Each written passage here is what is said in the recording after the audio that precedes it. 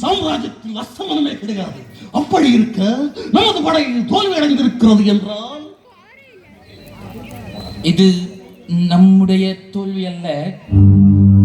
அவர் country England failure.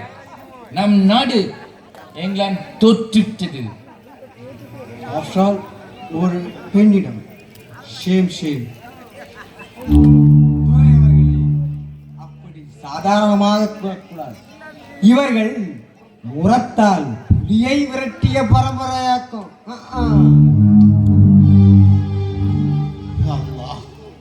கும்பனி அவர்களே, இந்த தோல்வி என்னால் ஒப்புக்கொள்ள முடியாது. இது நமது ஒற்றற்படையின் தோல்விதான். ஒற்றற்படையின் தோல்வி. எப்படி இருந்தால் தோல்விதான். நவாப் அவர்களே, நீங்கள் சிவகங்கையைத்தான் இழந்தீர்கள். ஆற்காடு அரசர் இந்த அந்தஸ்தை இழக்கவில்லை. துரையவர்களே, இந்த நாட்டான் என்பதில் எனக்கு எல்லளவும் பெருமை இல்லை. உங்கள் அடிமை தொண்டன் என்பதில்தான் எனக்கு பெருமை.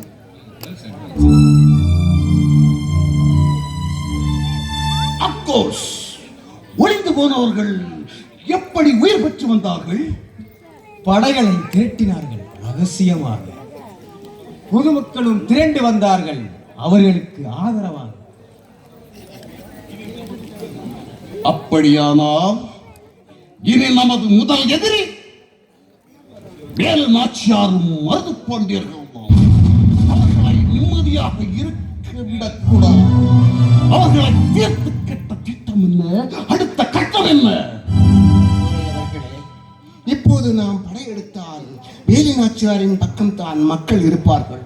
நமக்கு யாரும் ஆதரவு தர மாட்டார்கள்.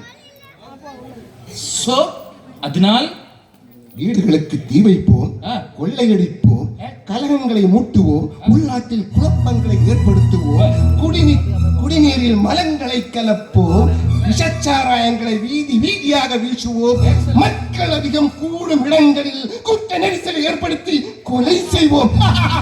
ஆனால் பழியை வேலு நாச்சியார் மீது போடும். அது மட்டுமல்ல, கப்பம் கட்ட வைப்போம், அதற்காக ஓலை அனுப்புவோம். Marvelous. At the same time, களத்தில் உடனடியாக குதிப்போம். நம்மை யார் என்று காட்டுவோம்.